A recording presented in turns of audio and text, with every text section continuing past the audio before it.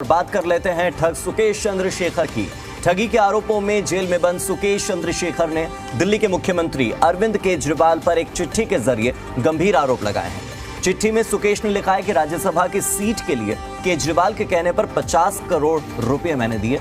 चिट्ठी में यह भी लिखा है कि ये पैसे उसने मंत्री कैलाश गहलोत के असोला वाले फार्म हाउस पर दिए थे। यही नहीं, चिट्ठी में यह भी लिखा गया है कि जब वो 2017 में तिहाड़ जेल में उससे अरविंद केजरीवाल ने फोन पर बात की थी, तो यहां पर 3 बड़े खुलासे ठग सुकेश चंद्रशेखर की चिट्ठी से हुए हैं। अरविंद केजरीवाल पर आरोप है, केजरीवाल के आरोपों पर चिट्ठी जारी की गई है। पहला आरोप यह कि अरविंद केजरीवाल के कहने पर 50 करोड़ रुपए सुकेश चंद्रशेखर ने आम आदमी पार्टी को दिए। दूसरा आरोप यह कि इन पैसों का लेन देन मंत्री कैलाश गहलोत के फार्म हाउस पर किया गया था। और उसके बाद जो तीसरा आरोप है वो ये कि 2017 में जब तिहाड़ जेल में गया था सुकेश चंद्रशेखर, तब केजरीवाल से फोन पर बात भी हुई थी और उन्हीं के कहने पर 50 करोड़ रुपए दिए, ये कहना है सुकेश चंद्रशेखर का।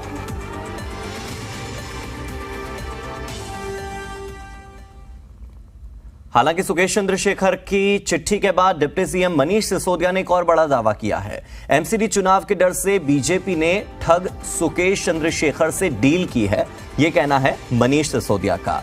मनीष सिसोदिया कह रहे हैं कि ठग सुकेश चंद्रशेखर जल्दी बीजेपी में शामिल हो जाएगा। केजरीवाल के खिलाफ बयान पर ठग के केस में मदद करेगी बीजेपी, यह कहना है सिसोदिया का। अगले हफ्ते जेपी नड्डा कराएंगे बीजेपी में शामिल, ये एक बड़ा दावा मनीष सिसोदिया की ओर से। आपको बता दें कि मनी लॉन्ड्रिंग के केस में बंद है और ठगी के केस में बंद है सुकेश चंद्रशेखर तिहाड़ जेल में, और उस पर डिप्टी सीएम मनीष सिसोदिया ने अब चिट्ठी पर पलटवार करते हुए ट्वीट किया है। सिसोदिया ने दावा करते हुए कहा है कि एमसीडी और गुजरात में बुरी तरह से हार का डर है बीजेपी को, और इसी डर से बीजेपी ने तिहाड़ जेल में बंद एक ठग से डील की है। वो रोज केजरीवाल के खिलाफ बेतुके आरोप लगाएगा, चिट्ठियां लिखा करेगा, बदले में बीजेपी उसके केस में उससे मदद करेगी। मनीष सिसोदिया ने आगे कहा कि मैंने सुना है कि अगले हफ्ते उसे जेपी नड्डा बीजेपी में शामिल करवाएंगे।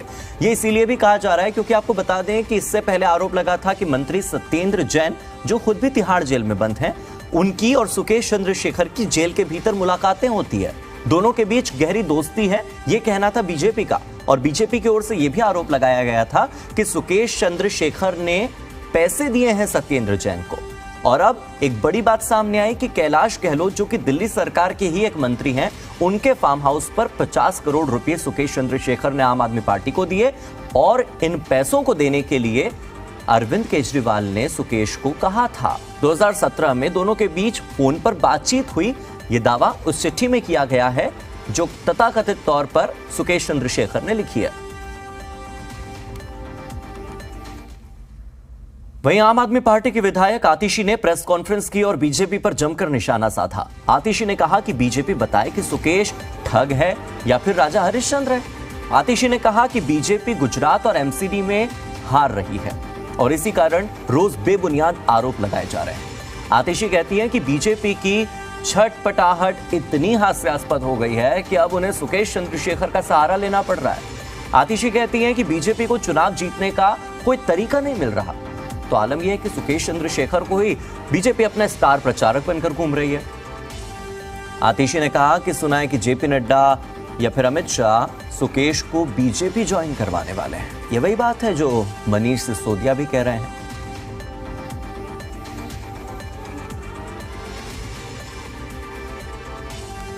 तो आतिशी कह रही है कि बीजेपी यह बताए कि सुकेश चंद्रशेखर ठग हैं या फिर राजा हरिश्चंद्र। जो सुकेश चंद्रशेखर जी ने आपके बिहाफ पे इकट्ठे किए थे, वो 200 करोड़ रुपए कहां गए? या अमित शाह जी बताएं कि क्या सुकेश चंद्रशेखर जी झूठ बोल रहे थे? क्योंकि दोनों में से एक ही चीज हो सकती है। देखिए, आज भारतीय जनता पार्टी की ये हालत हो गई है, उनकी ये छटपटाहट हो गई है कि उन्हें चुनाव जीतने का कोई तरीका नहीं नजर आ रहा, आम आदमी पार्टी को हराने का कोई तरीका नहीं नजर आ रहा। तो अब उन्होंने ये आलम है कि उन्होंने इस देश के सबसे बड़े महाठग सुकेश चंद्रशेखर को अपना स्टार प्रचारक बना लिया है। तरुण मेरे साथ जुड़ गए हैं, मेरे सहयोगी तरुण कुमार दिल्ली से जुड़े हुए हैं। तरुण, सवाल यही है कि एक तरफ आतिशी हैं, दूसरी तरफ मनीष सिसोदिया हैं, दोनों का एक ही दावा है। वो कह रहे हैं कि जल्द ही अमित शाह या फिर जेपी नड्डा बीजेपी में शामिल करवा देंगे सुकेश चंद्रशेखर को, महाठग को। अब इसमें कितना सार्केज्म है और कितनी सच्चाई है, इस पर थोड़ा प्रकाश डालिए। देखिए, सच्चाई का तो मैं नहीं कह सकता हूं, लेकिन अगर कोई साफ छवि वाला आरोप लगाता है तो जाहिर तौर पर किसी भी पॉलिटिकल आउटफिट को या फिर उस पर्टिकुलर नेता को जिसके खिलाफ एलिगेशन लगाए गए हैं उसको जवाब देना भारी पड़ जाता है। लेकिन जब महाठग जो तरह तरह से हथकंडे अपनाता हुआ जेल से ही एक नेक्सस ऑपरेट कर रहा था, बड़े बड़े अधिकारियों के साथ उसकी संलिप्तता थी। कह रहे हैं कि एक बड़ी एसयूवी तक उसने जेल अधिकारियों को दी, ना एक को दी बल्कि दर्जनों जो वहाँ पर तिहाड़ जेल के अंदर तैनात कर्मी थे जो उसकी मदद करते थे उसका पूरा नेक्सस चलाने के लिए, उनको गाड़ी गिफ्ट की। साथ ही साथ उसने 200 करोड़ रुपए बनाए। साथ साथ फिल्म एक्ट्रेसेस का जिक्र आता है। तो कैसे ऐसे शख्स के ऊपर जिस पर पीएमएलए एक्ट के तहत कार्रवाई चल रही है, ईडी उसके ऊपर कार्रवाई कर रही है, आईटी एक्ट के तहत उसके ऊपर कार्रवाई की जा रही है, और भी अलग गंभीर धाराओं के तहत वो व्यक्ति संदिग्ध है। ऐसे में उस व्यक्ति के किसी आरोप को आधार एक बड़ी पॉलिटिकल पार्टी बना रही है, और वो भी चुनाव से कुछ ही दिन पहले। तो इसका क्या असर होगा? और ऐसा नहीं है कि आम आदमी पार्टी इस तरह के प्रहार पहली बार झेल रही है। पंजाब के अंदर आपने देखा है कि किस तरह से कुमार विश्वास ने अहम खुलासा किया और ये कहा कि खालिस्तानी समर्थकों के साथ संबंध है उनके, और उनको उनके सामने ये सब घटनाक्रम हुआ था जब अरविंद केजरीवाल और कुछ इन सेपरेटिस्ट ग्रुप्स की मीटिंग हुई थी, और तब भी उन्होंने अपोज किया था कि आप सही नहीं कर रहे हैं। ये तो सिर्फ वोटिंग के 2 दिन पहले इस तरह का बड़ा आरोप कुमार विश्वास की तरफ से लगाया गया था। लिहाजा आम आदमी पार्टी अब बहुत कंफर्टेबल हो गई है, उसे इस पिच की तैयारी हो गई है कि किस तरह से बम्बार्टमेंट हो सकती है, किस तरह से लेटर बम जिस तरह से कथित तौर पर प्रचारित किया जा रहा है, और किस तरह से सुकेश चंद्रशेखर जो आरोप लगा रहा है उसको कटघरे में खड़ा करते हुए आम आदमी पार्टी की कार्यशैली के ऊपर सवाल उठाए जा रहे हैं। और आम आदमी पार्टी बखूबी उसका जवाब भी दे रही है कि एक ऐसा महाठग जो ये भी आरोप लगा चुका है कि उसे एक बड़े नेता के समर्थन में 200 करोड़ रुपए जुटाने हैं, तो पहले तो ये तय कर लिया जाए कि वो महाठग झूठ बोलता है या वो सच बोलता है, वो हरिश्चंद्र है या फिर वो उसके आरोप बेबुनियाद हैं। उसके आधार के ऊपर आगे डिबेट की जा सकती है कि सुकेश चंद्रशेखर कितना आम आदमी पार्टी को डेंट करेगा। आम आदमी पार्टी यही प्रचारित करने की कोशिश कर रही है। जी बताएं। आम आदमी पार्टी डिफेंसिव नहीं हो रही है। ऐसा नहीं है कि वो इस मुद्दे के ऊपर प्रतिक्रिया देने से बच रही है या फिर उसको डॉज किया जा रहा है, भटकाया जा रहा है। वो सीधा सवाल ये पूछ रही है कि ठीक है, सुकेश चंद्रशेखर अगर आरोप वैलिडेट कर लगा रहे हैं, वो इस बात का भी जिक्र कर रहे हैं कि जिस फ़ोन से बात की उसमें अरविंद केजरीवाल का नंबर जो सेव किया था जिससे संपर्क साधा गया, AK2 का उसके अंदर जिक्र था, कैलाश गहलोत का भी वो जिक्र कर रहे हैं अपने खत के अंदर। लिहाजा पब्लिक डोमेन के अंदर ये भी आरोप उनकी तरफ से ही लगाए गए थे कि 200 करोड़ रुपए वो एक बड़े नेता के खिलाफ के लिए जुटाने की कोशिश कर रहे हैं। लिहाजा उस आरोप को सही माने गलत माने या इस आरोप को सही माने या गलत माने, राजनीति में इस तरह के आरोप लगते आए हैं और आम आदमी पार्टी बखूबी अब इसके ऊपर प्ले भी कर रही है और पलटवार भी कर रही है, और ये भी दावा कर रही है कि गुजरात के अंदर और NCD के अंदर दोनों ही जगहों के अंदर चुनाव के अंदर बीजेपी को इसका फायदा बिल्कुल नहीं पहुंचेगा। तरुण, इस वक्त मेरे पास सुकेश चंद्रशेखर की वो चिट्ठी है जो 3 पन्नों की चिट्ठी उसने सौंपी है। उसमें उसने सबसे पहले आरोप यही लगाया है कि आप मेरे डिनर पार्टी में शामिल क्यों हुए, वो केजरीवाल से सवाल कर रहे हैं। उसके बाद वो ये कह रहे हैं कि न केवल मुझे राज्यसभा की सीट ऑफर करने के बदले 50 करोड़ दिए गए, बल्कि 20 से 30 और लोगों को जोड़ने के लिए कहा गया जिन्हें कर्नाटक और तमिलनाडु जैसे राज्यों में सीट्स ऑफर की जाएंगी आम आदमी पार्टी की, और उनसे भी 500 करोड़ रुपया एकत्रित किया जाएगा। इस तरह के गंभीर आरोप सुकेश चंद्रशेखर की ओर से लग रहे हैं। इन आरोपों पर आम आदमी पार्टी क्या कहेगी, क्योंकि सुकेश चंद्रशेखर ने जगह मेंशन की है कि किस होटल में मुलाकात हुई है, साल मेंशन किया है कि किस किस से मुलाकात हुई है, किस जगह पर पैसों का लेन देन हुआ, किसके फोन से बातचीत हुई। वो कह रहे हैं कि सत्येंद्र जैन का फोन था, कैलाश गहलोत का असोला वाला फार्म हाउस था, 50 करोड़ उन्होंने बिल्कुल लिखा है कि ये अमाउंट था। ऐसे में इन आरोपों को इतनी सफाई के साथ पेश करना चिट्ठी में, ये भी तो अपने आप में कई गंभीर सवाल खड़े करता है। और आम आदमी पार्टी की ओर से सिर्फ ये कहा जा रहा है कि ये तो बीजेपी के स्टार प्रचारक है, बीजेपी में शामिल हो जाएंगे। बीजेपी का एंगल कहां से आया? पहले इन आरोपों पर तो जवाब दे आम आदमी पार्टी। देखिए, आतिश की प्रेस कॉन्फ्रेंस अभी कुछ ही देर पहले खत्म हुई है और उसके बाद हमने उनसे विशेष बातचीत भी की है।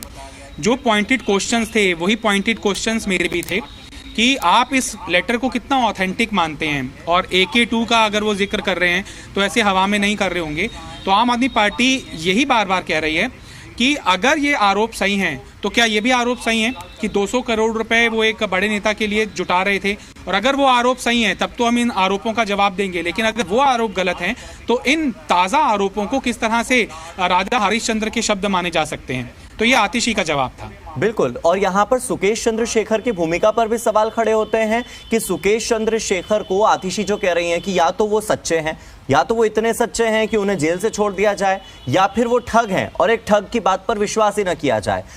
पक्ष क्या है और इस चिट्ठी में कितनी सच्चाई है, ये देखने वाली बात होगी। और आतिशी का सवाल यहां पर बहुत जायज नजर आता है कि अगर वो वाकई में ठग है तो फिर किसी ठग की बात पर विश्वास करें तो करें कैसे, और क्या उसे इस लेटर के बदले कुछ और मिलने वाला है।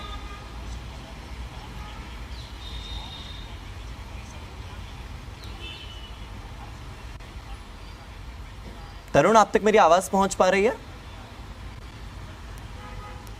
जी हार्दिक, मुझे आपकी आवाज आ रही है। जी, यहां पर सवाल इस बात को लेकर भी उठ रहा है जो आतिशी उठा रही हैं कि एक ठग के चिट्ठी पर, एक ठग के खत पर किस तरह से विश्वास किया जाए, इसकी ऑथेंटिसिटी क्या है, इसकी एक्यूरेसी में कितना दम है और इसमें ट्रांसपेरेंसी कितनी है। ये भी आरोप लग रहे हैं आम आदमी पार्टी की ओर से कि हो सकता है कि इस चिट्ठी के बदले सुकेश चंद्रशेखर को केस में मदद की जा रही हो, बीजेपी की ओर से यह मदद मिल रही हो। इस पर बीजेपी का क्या कहना है? बीजेपी की ओर से अब तक कोई पक्ष साफ क्यों नहीं हुआ है? क्योंकि आम आदमी पार्टी अब सीधे बीजेपी पर थोप रही है इस चिट्ठी का पूरा जो भी कच्चा चिट्ठा है वो सब। देखिए, बीजेपी तो इसको ज़्यादा से ज़्यादा प्रचारित करने की कोशिश करेगी ही, और हो भी क्यों ना। जब ऐसा संदिग्ध आरोपी अपनी संलिप्तता किसी बड़े नेता के खिलाफ दर्ज कराता है, और वो भी वो जो दम भर रही है कि वो गुजरात के अंदर मेन ऑपोजिशन की भूमिका में आ चुकी है और वो सरकार बनाने की पूरी रणनीति बना चुकी है, इस तरह का दावा किया जा रहा है। और MCD के अंदर तो सीधी फाइट है, आम आदमी पार्टी बनाम बीजेपी, इसके अंदर कोई दो राय नहीं है। लिहाजा इस तरह के आरोप अगर पब्लिक डोमेन के अंदर आएंगे, और वो भी हैंड रिटन एक लेटर के जरिए, और पहला ही नहीं, वो ये दूसरा लेटर है जो महाठग सुकेश चंद्रशेखर की तरफ से जारी किया गया, और उनके लॉयर ने भी इस मसले को उठाया है। बीजेपी की रणनीति किस तरह से आम आदमी पार्टी के इस काउंटर एलिगेशन को जो आतिशी की तरफ से लगाया गया है उसको डाइल्यूट करेगा। बीजेपी के प्रवक्ताओं की तरफ से भी आतिशी के पलटवार के ऊपर कोई रिएक्शन सामने नहीं आया है कि क्या माने देश, सुकेश चंद्रशेखर को हरिश्चंद्र माने या फिर उसको महाठग माने। तो दिलचस्प होगा कि बीजेपी इस काउंटर एलिगेशन को किस तरह से डाइल्यूट करती है। बिल्कुल तरुण, बहुत बहुत शुक्रिया इस पूरी जानकारी के लिए। लेकिन तमाम तरह के सवाल हैं, एक्यूरेसी को लेकर सवाल है कि ये चिट्ठी कितनी एक्यूरेट है, महाठग पर विश्वास किया जाए ना किया जाए, इस तरह के भी कई गंभीर सवाल हैं। लेकिन देखना होगा कि बीजेपी इस मुद्दे को भुनाती है या आम आदमी पार्टी के आरोपों के चलते बीजेपी की फजीहत हो जाती है।